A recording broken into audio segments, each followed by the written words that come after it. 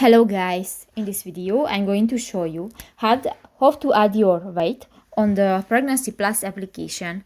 But first of all, I just want to mention, please don't forget to subscribe to our channel, because at 100,000 subscribers we are going to show you our YouTube revenue statistics and growth strategy, how to make money online.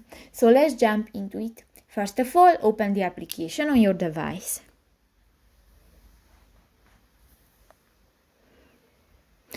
New, click to the Me button next to the baby icon at the lower bar on the screen, and click to the second option, the My Weight.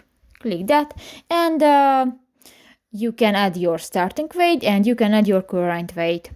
And just type that and click to the Submit Weight option at the lower side of the screen, and done. So that's pretty much it for this video, guys. See you in the next one. Bye bye.